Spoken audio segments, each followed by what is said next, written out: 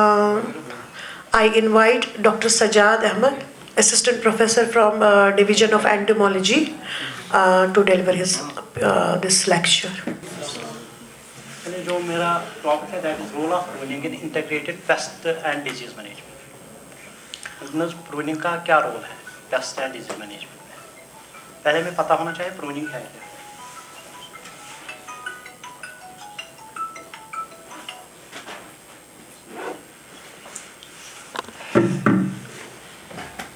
Pruning is actually cultural practice in crop production, जिसमें हम selective removal of diseased dead and infested branches को remove करते हैं so that जो disease होगी जहाँ पे पेस्ट इन्फेस्टेशन वो कम हो।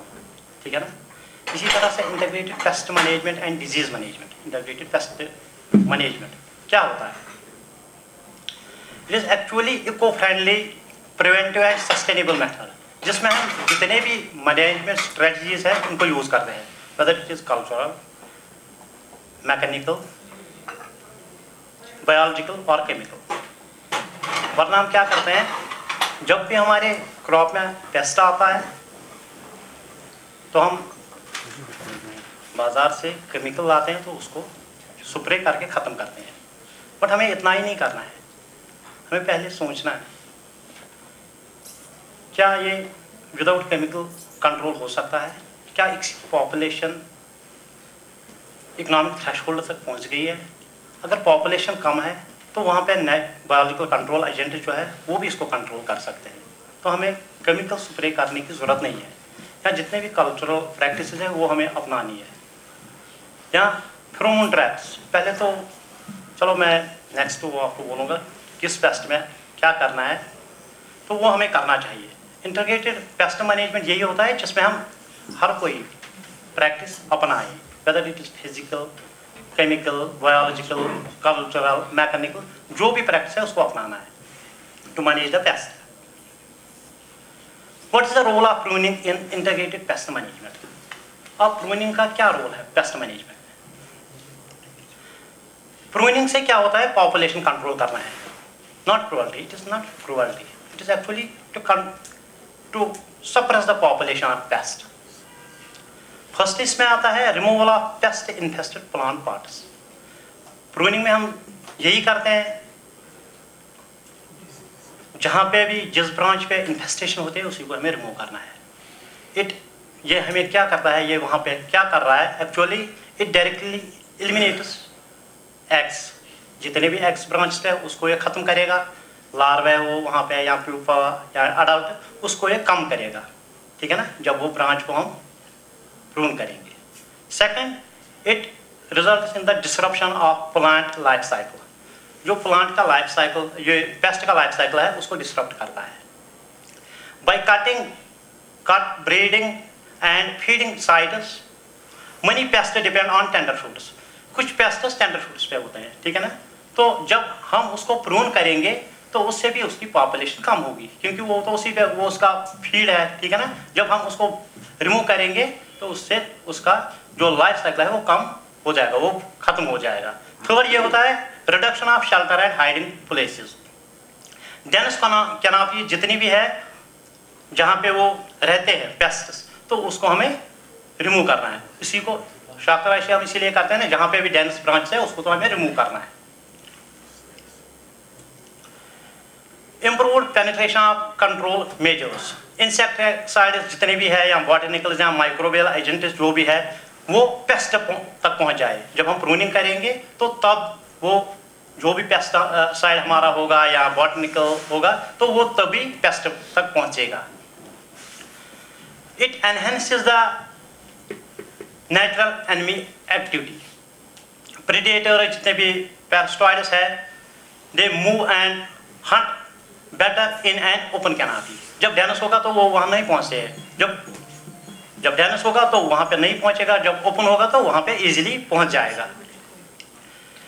Nature appreciates good architecture. Lower dependence on chemical pesticides.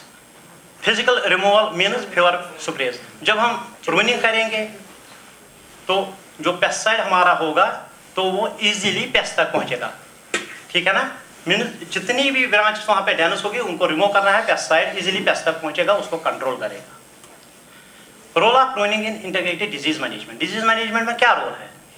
First, removal of infested plant parts, उनको हमें रिमूव करना है, जितनी भी डिजीजेस ब्रांच है उनको रिमूव करना है, ठीक है ना। मीन्स हमें प्राइमरी इनोकुलम को ही पहले खत्म करना है। रिडक्शन ऑफ इनोकुलम लोड, जब हम प्रूनिंग करेंगे मीन्स हमने पहले ही इनोकुलम जो प्राइमरी इनोकुलम है उसको रिमूव किया।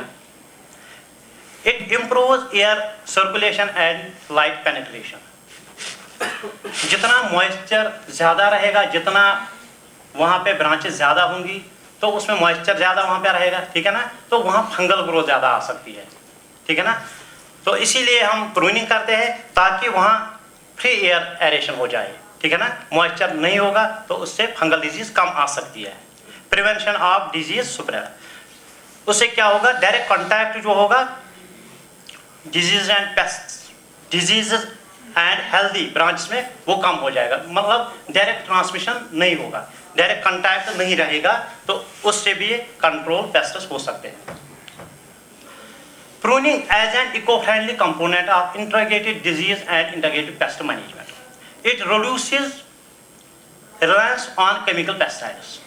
ठीक है ना, जब हम प्रूनिंग अच्छे से करेंगे तो केमिकल स्प्रेज कम लगेंगे, ठीक है ना। Number 2, it minimises environmental contamination, ठीक है ना, एनवायरमेंटल कंटेमिनेशन कम होगा। Third, it prevents pesticide resistance development, pesticide resistance नहीं होगी वहाँ पे। It supports sustainable and organic farming system, मतलब जब हम pruning, it is also a practice, तो अगर पॉपुलेशन आएगी कम तो फिर हम पेस्टिसाइड्स वहाँ पे कर सकते हैं, बट इससे पहले ही हमारा जो पेस्टिसाइड ये पेस्ट लोड है या इनोकुलम जो पैथोजन का है वो पहले ही कम होगा तो स्प्रेज कम लग सकती है। लिमिटेशंस ऑफ प्रूनिंग, इसमें भी कुछ लिमिटेशंस है। फर्स्ट क्या है, लेबर इंटेंसिव, लेबर इसमें ज़्यादा लगते हैं। इट रिक्वायर्स सिकल, अगर सिकल नहीं होगा प्रूनिंग खराब हो सकती है, ठीक है ना, वो भी एक प्रॉब्लम है। इनकरेक्ट प्रूनिंग में फैसिलिटेट पैथोजन एंट्री, ठीक है ना। Not effective as an stand alone method, अकेले काम नहीं करेगा, हमें अगर ये कल्चरल प्रैक्टिस है हमें बायोलॉजिकल भी वहाँ पे होना चाहिए, मैकेनिकल भी होना चाहिए, केमिकल भी होना चाहिए, तब जाके ठीक है, अदरवाइज अकेले काम नहीं करेगा। कंक्लूजन, चलो एक तो लास्ट पे बोलेंगे। अब हमें ये देखना है what are the important pests of temperate fruits, कितने इम्पॉर्टेंट पेस्ट्स है जो हमें नुकसान करते हैं, कितने पेस्ट्स है। Every insect is not pest, ठीक है ना। हम जाते हैं, जब हम अपने बाग में जाते हैं तो हमने किसी भी इंसेक्ट को देखा तो हम सोचते हैं कि यही वाला पेस्ट है। पेस्ट और इंसेक्ट में बहुत फर्क है। Some insects are very beneficial, है ना, बायो कंट्रोल एजेंट्स। अगर आप लेडी बर्ड बीटल की बात करेंगे that is bio control agent, ठीक है ना, तो वो पेस्ट नहीं है, वो एक बायो कंट्रोल एजेंट है। देखिए कुछ पेस्ट्स है, pest is insect but all insects are not pests, ये हमें याद रखना चाहिए। जब भी हम ऑर्चर्ड में कभी जाते हैं, अगर लेडी बर्ड की पॉपुलेशन हम बहुत ज़्यादा देखते हैं ना, हम सोचते हैं इस ऑर्चर्ड में हमें बहुत पेस्ट आ गए, इसका तम सात कर तुलान तम सात मशीन या मोटर अनन दवा छकन तुम सारी मर, हमें वो नहीं करना चाहिए। हमें पहले देखना है क्या ये पेस्ट है कि नहीं, means proper identification is must. पहले आइडेंटिफाई हमें करना है क्या ये पेस्ट है या नहीं है और कौन सा पेस्ट है। हर किसी पेस्ट का अलग अलग कंट्रोल मेजर होता है, ठीक है ना। सपोज डिप्टरन हो गए, लिप्टोप्टरन हो गए, माइट हो गए वहाँ पे, ठीक है ना। जो भी पेस्ट होगा उसका अलग मैनेजमेंट होता है, पहले आइडेंटिफाई होना चाहिए। Proper identification is important in integrated pest management. देखिए ये कुछ पेस्ट्स है जो बहुत इंपॉर्टेंट है, लाइक संजोसिकेल, एप्पल वुली एफिड है, कॉडलिंग माथ है, माइट है, वाइट ग्रैब है, एप्पल स्टेम बोरर है, पिन होल बोरर है, एप्पल ब्लॉच लीफ माइनर जो यहाँ आज बहुत ज़्यादा है कश्मीर में, ठीक है ना। इनको हम कैसे मैनेज कर सकते हैं। व्हाट इज संजोसिकेल, इसको हम साइंटिफिकली बोलते हैं पार्टोस्पेडोटस परनिशोसा, तो आपको पता ही है। तो किस किस पे आता है, इसके क्या क्या होस्ट्स हैं। देखिए एप्पल पे भी आता है, में आलमंड में आएगा, एप्रिकॉट में भी, पीच है, plum, Koyna, cherry, chestnut, crab Apple और बाकी मीन्स ये फाइटोपैगस बेस्ट है, हर किसी मतलब टेम्परेट फ्रूट पे है।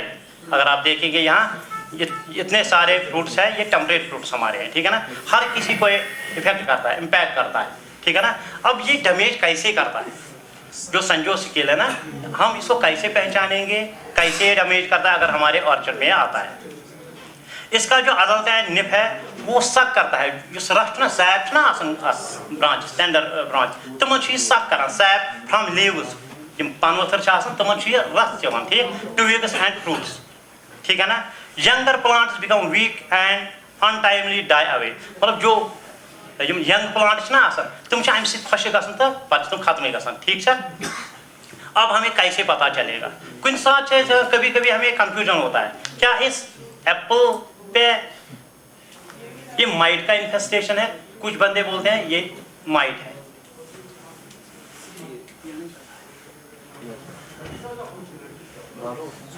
जो अफेक्टेड फ्रूट होता है ना उस पे पिंक कलर होता है, पिंक कलर होता है, और अगर सेंटर में देखेंगे वो व्हाइट होता है, दैट इज संजो स्केल।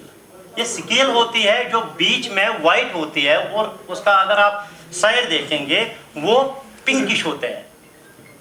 यम सात चूंटिस पे ना वुचान कुछ सात क्या वुचान ये संजो स्केल तम बासान यह माइट जहर आफ्टर भी एक्चुअली संजो स्केल तम मतलब कन्फ्यूजन गसन जहर माइट ना वन वारिया दपन ना तक माइट वो नहीं होती है, दैट इज संजो स्केल।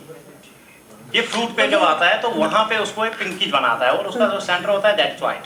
नहीं डॉक्टर सजाद, इसका तो ये अगर हम सैंजोस देखते हैं या अगर इसका माइट का इन्फेक्शन वहाँ पे तो छोटे छोटे इंसेक्ट्स नहीं, माइट एक्चुअली लीव्स पे आती है, exactly. जो ये संजो स्केल आती है ना ये फ्रूट पे आती है। उनको क्या कंफ्यूजन होता है, ये जब फ्रूट पे आता है ना उनको लगता है शायद माइट ही हमारे फ्रूट पे आ गया, ठीक है ना, जबकि माइट हमारी जो है ना वो लीव पे आती है। अगर आप लीव को उठाएंगे उसको हाथ से ऐसे करेंगे वहां से खून जैसा निकलेगा, ब्लड जस्ट लाइक ब्लड होगा, है ना। तो दिस वन इज संजो स्केल। जब आप ऐसे देखेंगे फ्रूट पे तो समझ लेना इसमें संजो स्केल आया है। किस स्टेज पे ज्यादा अटैक करता है, ये अटैक किस टाइम होता है इसका ज्यादा? इसका मार्च से ही स्टार्ट होता है, क्रॉलर्स मार्च से ही निकलने स्टार्ट होते हैं, ठीक है ना। बट जब इसका अटैक फ्रूट पे आएगा, ठीक है ना, फिर ये बहुत मुश्किल है, उसका मार्केट वैल्यू 0 बन जाता है अगर ये फ्रूट पे इसका अटैक ज्यादा आ गया। तो इसलिए कंट्रोल करने के लिए हाँ वो तो मैं मैनेजमेंट बोलूँगा इसका।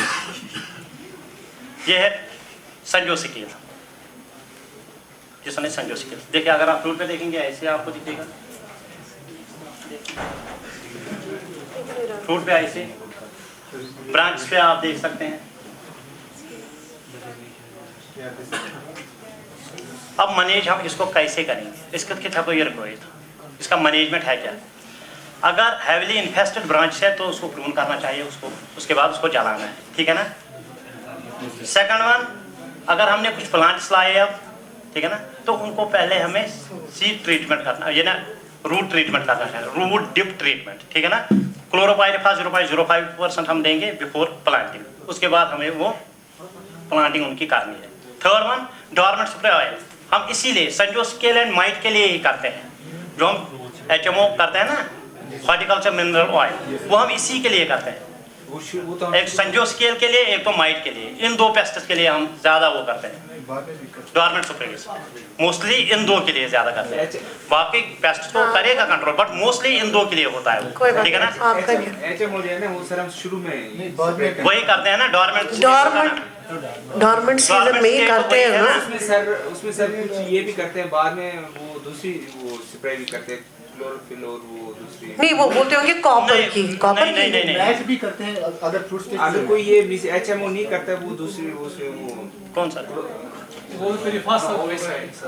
क्लोरोफिल बट अच्छा नहीं है, नहीं ठीक है। वो तो इंसेक्टिसाइड है। HMO जो है ना हॉर्टिकल्चर मिनरल ऑयल वही करना चाहिए, ठीक है ना। वहाँ पे पेस्टिसाइड अगर हम इंसेक्टिसाइड देंगे ठीक नहीं है, क्योंकि वहाँ एग स्टेज है, एग स्टेज को वो क्या करेगा, सपोज माइट का एग स्टेज है, जब वो इंसेक्टिसाइड देंगे तो उसको कुछ नहीं करेगा। HMO इसलिए देते हैं ये उसको पूरा HMO से ही करना चाहिए। हाँ एग्जैक्टली, पहले हमें HMO से स्टार्ट करना है, तो हम 2% देते हैं, that means 2 litres in 100 litres of water, ठीक है ना। फिर कुछ बायो कंट्रोल एजेंट्स है, एनकार्सिया परनोसी, अगर हम 200 पर इन्फेस्टेड ट्री ये देना है, अगर हमारे पास ये है। अगर इसकी इन्फेस्टेशन आ गई तो हमें क्लोरोपाइरिफास या क्विनोलफास का स्प्रे करना चाहिए। दैट इज 1 ml पर लीटर ऑफ वाटर और 100 ml पर 100 लीटर ऑफ वाटर। ये बायो कंट्रोल एजेंट है पैरास्वाइडिक, ठीक है ना। काइलोफोरस विजुगस ये भी एक ये बायो कंट्रोल एजेंट है, इसका भी हम यूज कर सकते हैं। इसके बाद दूसरा pest that is apple woolly aphid, Eriosoma lanigerum जिसको हम बोलते हैं। ये आपने देखा अपने ऑर्चर्ड्स में यम साथ कंची हो टाइम ना यहां प्रूनिंग हो टाइम तो तम साथ कुछ इन्फेस्टेशन चाहिए आसान कैंसर बागन मोस्टली जो अनमैनेज्ड ऑर्चर्ड्स होते हैं उसमें बहुत ज्यादा इन्फेस्टेशन होती है। ये भी क्रैब एप्पल हो पीआर हो आलमंड हो कोई ना हो। डॉक्टर सजर कभी सीजनल भी होता है किसी सीजन की वजह से या डेंस कैनोपी की वजह से भी। इसमें क्या होता है वही तो, अगर प्रूनिंग या अनमैनेज्ड है तो उसमें आ सकता है। इस साल बहुत ज्यादा थी।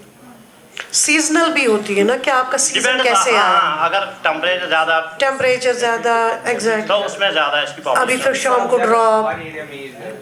ये बोथ चाहे एरियल पार्ट हो या रूट जोन हो, दोनों को अटैक करता है, ठीक है ना।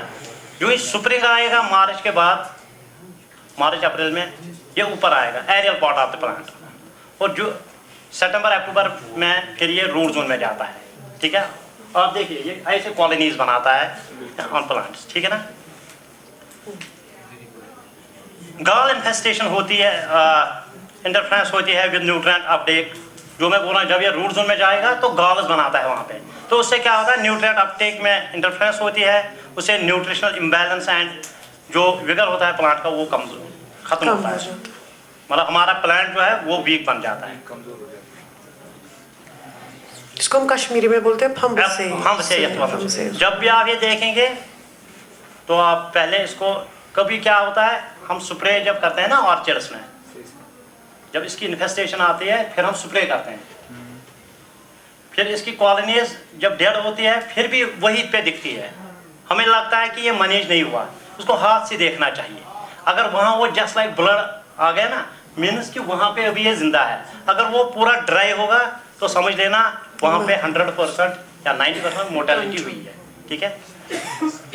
तो वुली एप्पल एफिड आप अपने ऑर्चर्ड्स में ऐसे देख सकते हैं। तो रूट जोन में भी जाता है तो वहाँ पे गाल्स बनाता है, तो उससे न्यूट्रिशनल अपटेक जो होता है तो उसमें इंटरफेयर करता है, ठीक है। तो इसको हम सर कैसे कंट्रोल करें? मैनेजमेंट पहले हमें रूट स्टॉक जितने भी है वो हमें रजिस्टर, जिस तरह MM सीरीज आई ना आज, तो उसमें देखना कौन सा रेजिस्टेंट है तो वही हम यूज कर सकते हैं। MM106 शायद इसमें रेजिस्टेंट है ना, हाँ, जो हमारा मैं आई विल ऐड हियर जो हमारा M9 है, जब M9 को क्रॉस किया गया था नॉर्दर्न स्पाई के साथ, वहाँ एक सीरीज निकली मार्लिंग मर्टन सीरीज। उस मार्लिंग मर्टन सीरीज में था resistance against this woolly aphid. अब ये रेजिस्टेंस कहाँ से आया था? क्योंकि हमारा नॉर्दर्न स्पाई जो था, जो एक वन पेरेंट था, उसमें ये रेजिस्टेंस थी दिस वुली एफिड। और सक्कर्स को हमें at the base of the tree trunk remove करना चाहिए। छना खसन तुम सक्कर इम साथ पुल साथ तो विचो आज सोच तच आसन तुम खत मिस तुम बाकी दै तुम पुली तुम रूट से तुम ब्रांच ग्राम से बन गए, जिसको हम बोलते हैं सक्कर्स, तुम कैसे रिमूव करें, उनको रिमूव हमें करना चाहिए, ठीक है। या अगर रूट जोन में इस वक्त तो रूट जोन में होगा तो वहाँ पे हम 4-8 लगा सकते हैं कार्बोफ्यूरान, तो उसी वक्त वो कंट्रोल होगा, ठीक है। या ये भी हम कर सकते हैं समर प्रूनिंग हम करेंगे, प्लांट्स में से 2 प्लांट्स पे देखी तो आप मत अब इतना स्प्रे करेंगे। अगर लग रहा है आपको 2 ब्रांच पे तो वहाँ पे आप देख लीजिए, तो उन 2 ब्रांच को आप प्रून कीजिए, ठीक है ना। सर असल में तो समर प्रूनिंग करते हैं ना पूरे बाग में, कुछ लोग करते हैं, ये कहते हैं कि पूरे बाग में वो कर दो, ऑर्चर्ड में कर दो समर प्रूनिंग। क्या वो सही? समर प्रूनिंग के रिलेटेड आपको मैम कल शायद लेक्चर दे रहे थे, तो आप समर प्रूनिंग के बारे में लेक्चर दे सकते हैं, ठीक है ना।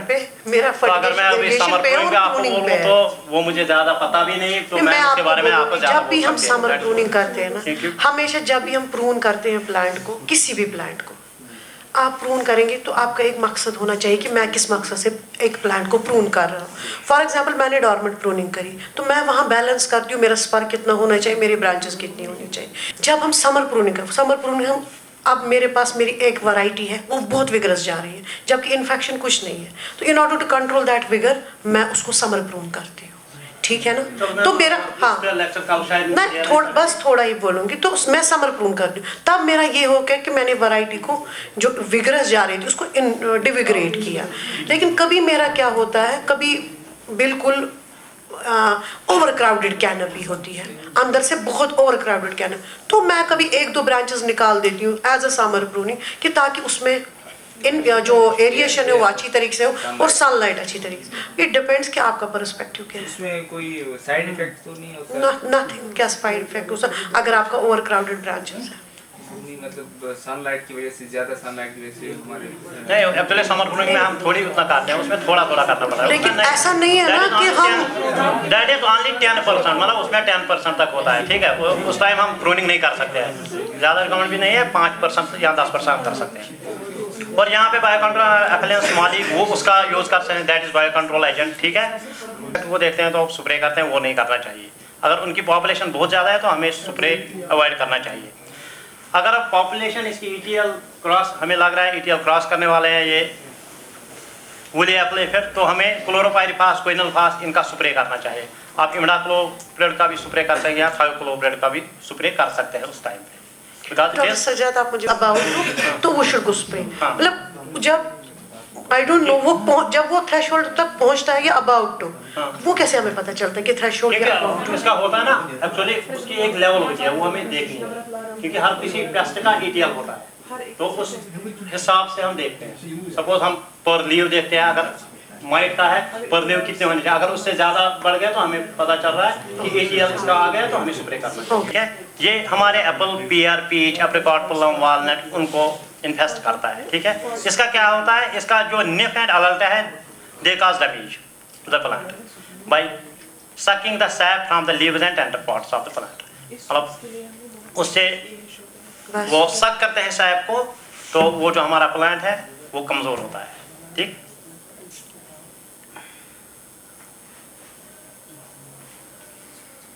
उससे it result in the unripe, सोर, undersized and poorly coloured fruits. अगर इसका इन्फेस्टेशन है उससे अनराइप फ्रूट रहेगा, अंडरसाइज्ड भी रहेगा, पुअर कलर, उसमें कलर कूलर नहीं आएगा, which are prone to early dropping, तो पहले ही वो गिर सकता है। अगर माइट का इन्फेस्टेशन आ गया उस फ्रूट में ना कलर ज़्यादा आएगा और पहले ही वो गिर जाएगा, अगर माइट का इन्फेस्टेशन आएगा। क्यों?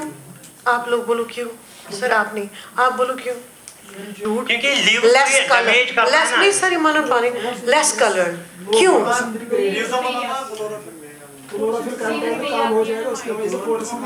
देखिए लीव्स पे ही अटैक करता है, जब वहां से सक किया सैप को, जब लीव्स ही कमजोर हो गए तो लाइट पेनिट्रेशन, फोटोसिंथेसिस अच्छे से नहीं हो रहे, तो हमारा प्लांट भी कमजोर हो रहा है, तो फ्रूट भी कमजोर होगा। पहले हमें वीड्स ऑर्चर्ड में नहीं रखने हैं, ठीक है। अगर वहाँ पे वीड्स है उनको रिमूव करना है। विंटर सपोर्ट्स को हमें रिमूव करना चाहिए। ट्री शुड बी प्रूनड, जो मैं पहले ही बोल रहा था, उनको रेगुलरली प्रून करना चाहिए and destroy pruned wood by burning. हमने वहाँ प्रून किया, जो वुड वहाँ से निकलेगा उसको तो हमें डिस्ट्रॉय करना है, उसको बर्निंग करना है, उसको जलाना है, ठीक है ना। डॉर्मेंट स्प्रे ऑयल हमें करना है, जो मैं HMO की बात कर रहा था, वो हम ज़्यादा संजो स्केल एंड माइट के लिए करते हैं, तो हमें करना चाहिए। अगर पॉपुलेशन बहुत ज़्यादा है, ETL तक पहुँच गया, तो हमें स्पायरोमेस्टिन, एक एक्रेसाइड है, मिटासाइड है, उसकी स्प्रे करनी चाहिए, या फेंजाक्विन या हेक्साथाइजॉक्स, मैंने 4-5 यहाँ पे दिए जो स्प्रे शेड्यूल में भी ऑलरेडी है, तो इसका स्प्रे आप कर सकते हैं। Neem formulation are also effective to some extent. HMO की बात की, जैसे कि मार्च के महीने में आजकल टेम्परेचर ज़्यादा होता है, जैसे स्प्रे का टाइम हमारा होता है, तो उस टाइम जो हमारे ओनर होते हैं वो कुछ और स्प्रे कर देते हैं, जैसे कि नहीं, इसलिए हम डॉर्मेंट स्प्रे कब देते हैं? Actually it is delayed dormant spray oil. Dormant oil spray नवंबर में दे देते हैं, अक्टूबर में, बट हम देते हैं डिलेड डॉर्मेंट ऑयल, ठीक है ना। ये हम मार्च के महीने में देते हैं, एंडिंग फेब में स्टार्ट होता है, ठीक है ना। उस टाइम टेम्परेचर ठीक है, उस टाइम हम दे सकते हैं। हम ड्यूरिंग समर्स भी देते हैं, आपको पता है मई और जून में भी हम समर स्प्रे ऑयल करते हैं।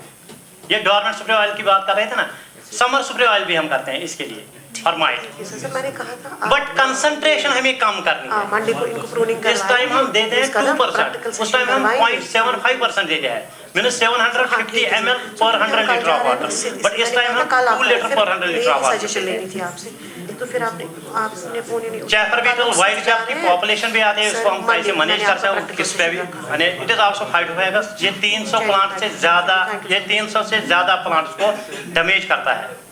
उसका जो लार्वा है वो फीड करता है रूट, ठीक है, जो व्हाइट ग्रब होता है ना वो रूट्स पे ज़्यादा फीड करता है, उसका जो लार्वा होता है। Adult beetles Sclerotize the foliage. Once fruit becomes ripe, beetles aggregate and feed on ripening fruits. जब फ्रूट राइप होता है तो कभी ये फ्रूट पे भी अटैक करते हैं, इसको हम बोलते हैं जून बीटल, ठीक है ना। देखिए आपने देखा होगा ये अनडिकम्पोज्ड वो देते हैं ना कभी FIM, तो उसमें बहुत ज़्यादा आता है। यहाँ सैंडी लोम सॉइल होता है, वहाँ पे भी इसकी ज़्यादा पॉपुलेशन होती है। जहाँ सैंडी लोम सॉइल होगी ना वहाँ पे इसकी पॉपुलेशन बहुत ज़्यादा होती है वाइल्ड ग्रब की। अब इसको हम कैसे मैनेज कर सकते हैं? यहाँ तो हम लाइट ट्रैप्स लगा सकते हैं ऑर्चर्ड में, तो उससे भी मैनेज होगा। And kill beetles in kerosene water, मतलब मिस या कौशल पे वनान मिस दिया तो मतलब सह हेको त्रित तथ में ट्रैप्स लाओ पे हेको तथ में किल कर। जहाँ एंटोमोपैथोलॉजी फंजे कुछ है, बेवेरिया बैसियाना एंड मेटारिज्म एनोसोप्ली, उससे भी ये कंट्रोल हो सकता है। जहाँ हमें कुछ स्प्रेज केमिकल्स हमारे पास है तो उनसे भी कंट्रोल हो सकता है। अल्फामिथ्रिन, उससे भी कंट्रोल होगा। इमिडाक्लोप्रिड या क्लोरोपाइरिफास, तो इनसे ये कंट्रोल हो सकता है। With the object with 3 days of the first pre-monsoon rains with the object to kill the beetles before they lay the eggs in the soil। हमें बीटल्स को ही खत्म करना है, ठीक है ना, ताकि वो एग लेंग ना करे। क्योंकि जून बीटल जब जून में निकलती है ना, किसी प्लांट पे बैठेगी, जो भी वहाँ पे प्लांट्स हो गए, तो उसको हमें स्प्रे करना है ताकि वो एग लेंग ना करे। अदरवाइज अगर ये सॉइल में है तो हमें क्या करना है, ड्रेंचिंग, तो फिर हम ड्रेंच कर सकते हैं। जो हम यहाँ पे केमिकल यूज कर रहे हैं तो उसकी कंसंट्रेशन उस टाइम हमें डबल करनी है, तो तब जाके इसको हम कंट्रोल कर सकते हैं। एप्पल स्टेम बोरर, ये और एक पेस्ट है, ये एप्पल, पीच, फिर मलबेरी, इनको अटैक करता है। इसका जो लार्वा होता है, जो सिम्पसन बच ना आसन, वो कहाँ पे होता है, वो शूट, वो प्लांट के शूट में रहता है, ठीक है। It feed under the bark, जो बार्क है ना उसी को फीड कर, and cut circular horizontal bark at 10 to 15 centimetres on branches, finally these reach the trunk, ठीक है। मतलब ये बार्क में ही रहता है और उसको अंदर से खोखला करता है। उसकी वजह से जो ब्रांचेस है they wither, tree becomes shaky and death में ऑकर विद इन 3 years। अगर इसका अटैक हो गया तो प्लांट 3 साल तक खत्म हो सकता है, 3 साल के अंदर ही खत्म होगा।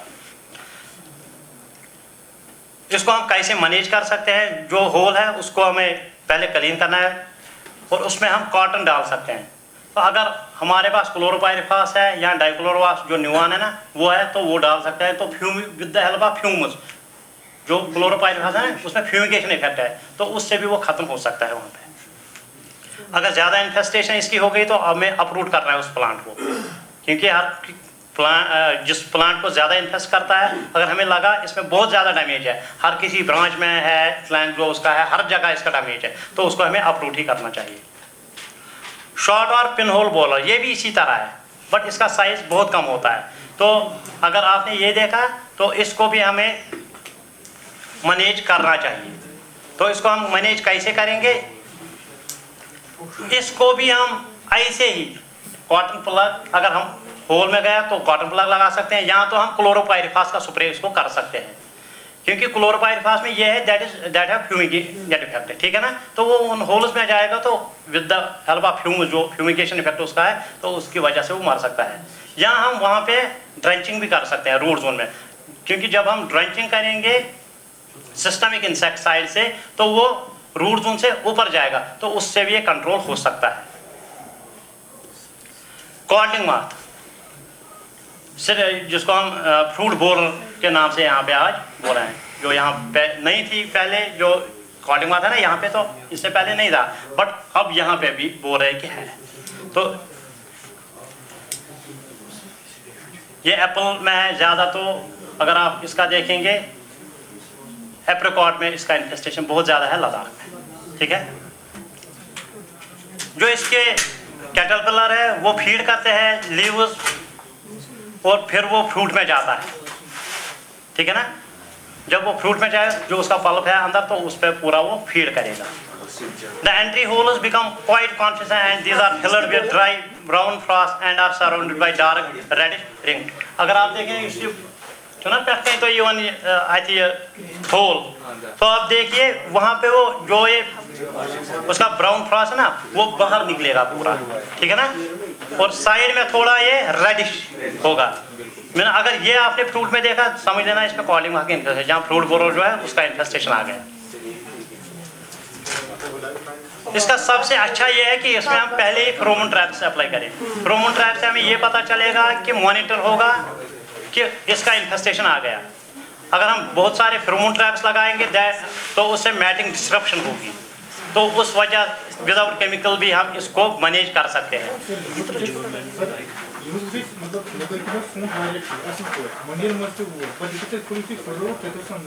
नहीं, दैट इज फिजियोलॉजिकल प्रॉब्लम, वो कुछ फिजियोलॉजिकल प्रॉब्लम होगी, ठीक है ना।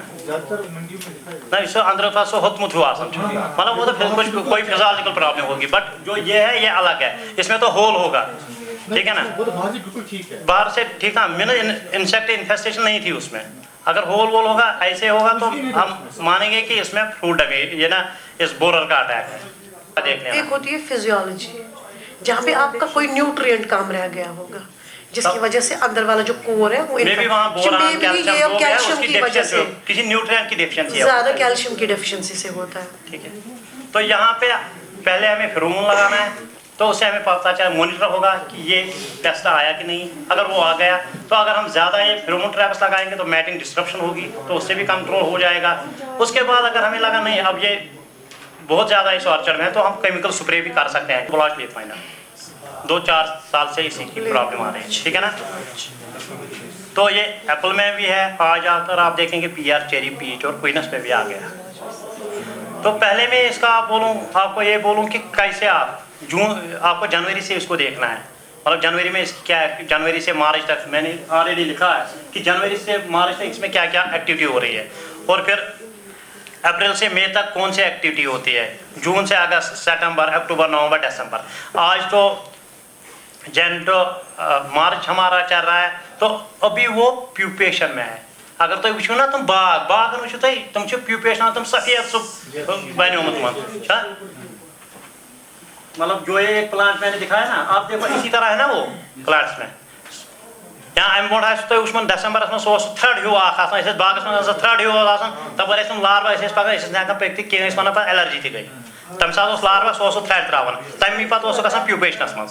तो जब वो प्यूपेशन में गया सो पे प्लांट्स, मतलब जो ब्रांचेस है या ट्रंक तपरी, ठीक है। मीनस वो इस टाइम प्यूपेशन में है, उसको हम इस टाइम कंट्रोल नहीं कर सकते हैं। या तो हमें उसको पूरा ड्रॉप करना है, वहाँ से उसको मैनुअली खत्म करना है, तो तब सारी को असल क्या रोज मैनेजमेंट हेको कर, मगर तम नश वन तो मैनेज कत ईजीली कत हेको मैनेज कर। तुम पे अप्रैल टू मे अमुक गोक अडल्ट यम अप्रैल टू मेस तान, तम पे क्या त्रायन एग्स ग फर्स्ट जनवरी स्टार्ट, तम पे सितंबर ग एडवांस स्टेज, तम सात वो अगर कुछ बागस में अमिच पॉपुलेशन सह ज्यादा गम, तम पे सोन नवंबर टू दिसंबर बी गम प्यूपल स्टेजस मज ग पे ओवर विंटरिंग रोज जित गति कत हेको वो मैनेज कर। I think it is just 4 or 5 years born, right? You people might have done some research upon it. वही तो ये तो बाहर से आया, जो हमने प्लांटिंग मटेरियल बाहर से लाया तो उसी से आया। तो पहले मतलब उतना मॉनिटर नहीं होता था, वो जो क्वारंटाइन मेजर्स थे मतलब हो गई कोताही कहीं पे तो आ गया, ठीक है ना। बट ओवरऑल आज हम देखेंगे मैनेजेबल है और पूरा ये कंट्रोल में है, ठीक है। देखिए पहले तो हमें survey and monitoring of the affected orchard, जहाँ पे भी है उनको सर्वे करना है, मॉनिटर करना है। Mass awareness about the pest among the farmers. ऐसा भी होता है एक ऑर्चर्ड में अगर है 4-5 ऑर्चर्ड में, सपोज हमारे पास इतने ऑर्चर्ड्स हैं, एक ऑर्चर्डिस्ट ने स्प्रे किया है या कोई मैनेजमेंट की, ये तो एक इंसेक्ट है, दूसरे ऑर्चर्ड से भी आएगा, ऐसा मत है। मतलब हमें कम्युनिटी बेसिस पे वो इसका मैनेजमेंट करना है। ये नहीं एक बंदे ने किया तो सबका कंट्रोल हो जाएगा, कम्युनिटी बेसिस पे इसका मैनेजमेंट करना पड़ेगा। प्रॉपर सैनिटेशन की ज़रूरत है। कलेक्शन ऑफ फॉलन जो भी फ्रूट्स लीव्स है उनको हमें जमा करना और उसको डिस्ट्रॉय करना है, ठीक है ना। आज जो आप बोल रहे हैं scraping of loose bark for exposing the pupa, pupation में है ना, यहाँ तो हमें वो जो लूज बार्क है ना उसको स्क्रैप करना है, वहाँ से उसको मैनुअली मतलब खत्म करना है। यहाँ जो आप बोल रहे थे वो कर सकते हैं, बट इससे अच्छा है अगर हम सिटकी ट्रैप्स लगाएं। जो अब मार्च आने वाला है, यहाँ फेब से स्टार्ट करेंगे हम, वो सिटकी ट्रैप्स लगाएंगे। जो ही इसका अडल्ट आएगा, मतलब उससे ट्रैप्स लगाने से ये नहीं कि हमने कंट्रोल किया, that is just for monitoring. वहां से हमारा ये मॉनिटर होगा, हमें पता चलेगा कि इसका अडल्ट आ गया इस ऑर्चर्ड में, तो हम वैसे ही कंट्रोल करें। नहीं कहीं वैसे ही कंट्रोल करेंगे हम। मतलब सर ये जो सिटी की स्ट्रैटेजी है ना, इसमें तो हनी भी बेचारी जाती है इसमें। नहीं वो तो अलग है ना, हनी भी नहीं जाती है। ये तो सिटी की ट्रैप जो है इसमें पेस्ट ही जाते हैं, हनी भी कभी आ सकते हैं इसमें, बट ओवरऑल इसमें अपना पेस्ट। अगर हमने फेरोमोन लूर लगाया तो इसमें अपना ही पेस्ट आएगा। फेरोमोन जो है ना वो स्पेसिफिक होता है, अगर इसी पेस्ट का हमने फेरोमोन लगाया तो इसमें वो यही पेस्ट आएगा और दूसरा कोई पेस्ट नहीं आएगा। इसमें खाली आपका लीफ माइनर ही आएगा, क्योंकि जो फेरोमोन होते हैं ना, जो हम लूर बनाते हैं फेरोमोन ट्रैप्स, जो फेरोमोन ट्रैप में जो लूर लगाते हैं वो स्पेसिफिक होता है स्पेसिफिक पेस्ट के लिए। अगर कोई पेस्ट है, अगर लीफ माइनर है, लीफ माइनर के लिए है, अगर फ्रूट बोलर के लिए तो उसका अपना मॉथ आएगा, तो वो हम लगाएंगे। अगर जब वो आएगा तो उसी टाइम हमें सोचना है कि हमें हमारे ऑर्चर्ड में ये आ गया लीफ माइनर, तो उसमें क्या है, जब मॉनिटर हमारा हो गया तो उसके बाद हम देखेंगे कि इस ऑर्चर्ड में कितने ट्रैप्स लग सकते हैं फॉर मैटिंग डिस्ट्रप्शन। मतलब मैटिंग डिस्ट्रप्शन में क्या है, जब हम एक लगाएंगे मतलब उसकी फीमेल आ गई, मैटिंग डिस्ट्रप्शन में मेल उसको लगता है कि कोई फीमेल है, तो उसमें मेल फंस जाता है किसमें, ट्रैप में, तो मैटिंग नहीं होती है। जब एगलिंग नहीं होगी तो पॉपुलेशन कंट्रोल हो जाएगी, तो वो भी लगा सकते हैं। या अगर हमें लगा कि नहीं अब पॉपुलेशन किसी ऑर्चर्ड में ज़्यादा बढ़ गई तो हम केमिकल स्प्रे तब करेंगे, ठीक है। अदरवाइज अगर हमारा काम फेरोमोन से ही चल गया तो सबसे अच्छा और इजी मैनेजमेंट है और इको फ्रेंडली है। स्प्रे हम थायोमेथाक्साम का कर सकते हैं जो मार्केट में अवेलेबल है, या बेंडामाइड कर सकते हैं, या थायोक्लोप्रिड कर सकते हैं, या लैम्डासाइक्लोथ्रिन कर सकते हैं। इससे ये कंट्रोल हो सकता है। Thank you. चलो अगर कोई क्वेश्चन है तो आप पूछ सकते हैं। सर ये तो हो गया कि जब डिजीज आती है पोस्ट हम उसका ये ट्रीटमेंट करते हैं, बट कोई मैकेनिज्म है कुछ ऐसा नहीं है कि हम पहले ही प्रिपेयर रहे कि अपने ऑर्चर्ड को ये तो हर किसी डिजीज के लिए अलग अलग। मैं तो पहले ही बोल रहा हूँ, जो हमारा पेस्ट है ना, पेस्ट में पहले ही आइडेंटिफिकेशन जी जी सर, इनको मैंने इन्फॉर्म किया, जब हम तक भी हम जा उसको रहे हैं। आइडेंटिफाई नहीं करेंगे तब तक हम कैसे मैनेज करेंगे। जब आने के बाद ही जी सर, जब पेस्ट होगा, जब पेस्ट आएगा तभी तो उसको कोई आइडेंटिफाई बात नहीं सर, करेंगे। मैं जब कर उसको देखना है ना, पहले सपोज मुझे पता ही नहीं इस ऑर्चर्ड में पेस्ट आने वाला है, पहले ही मैं स्प्रे मारूं, तो सर ये पेस्टिसाइड हम मतलब इतनी ज्यादा स्प्रे करते रहते हैं, इसीलिए तो मैं बोल रहा हूँ मॉनिटरिंग इज इम्पोर्टेंट। और कंट्रोल क्यों नहीं हो रही है? मतलब हम अपने बाग में 10-12 स्प्रे करते हैं, तो ये मतलब कंट्रोल क्यों नहीं हो रहा? ये तो इसलिए कल्चर पहले से ही हमें प्रेपियर रहना है। इंटीग्रेटेड पेस्ट मैनेजमेंट हम क्यों बोल रहे हैं, हम खाली केमिकल्स पे डिपेंड हैं, ठीक है ना। तो कल्चरल प्रैक्टिस का अपना ऐसा थोड़ी मैं ऐसे ही जाऊंगी, मैंने पहले ही लेटर भेजा है। वो चीज़ हम नहीं कर रहे हैं ना। वही अब में एक ट्रेन है, वो एक कैंसर पेशेंट्स को ले जाती है, फिर लाती है, वो मतलब particular train that goes for that purpose. लेकिन अगर आप इतना भी नहीं समझ पा, मतलब इंसान समझ नहीं होता कि हमारे लिए टुवर्ड्स ऑर्गेनिक जाना, it will take some time, but हम उधर की और ही बेहतर रहेगा, क्योंकि आपका इतना, हमारी हेल्थ इतनी डेटोरेट हो गई है, तो there might be some alternative तो सोचना होगा। पहले अगर आप 150 इयर्स बैक देखेंगे तो लोग खाते थे बिल्कुल बिटर खाना, लेकिन फिर हम स्वीटनेस की ओर आ गए, तो उनको डिजीजेस कम होता था, हमें स्वीटनेस की वजह से डिजीजेस बहुत ज़्यादा होती, तो हम भी तो फिर मैनेजमेंट करते हैं खाने पीने में, we manage the things. This is the alternative by which we can survive. पहले ये होता था कि जो हमारे आर्चर्ड में होते हैं, जो हमारे बुजुर्ग वगैरह स्प्रे करते हैं, वो ज़्यादा से ज़्यादा 2 या 3 करते थे। आज हम तकरीबन 10 से 12 स्प्रे करते हैं, फिर भी हमें वो डिजीज कंट्रोल नहीं हो पा रही है।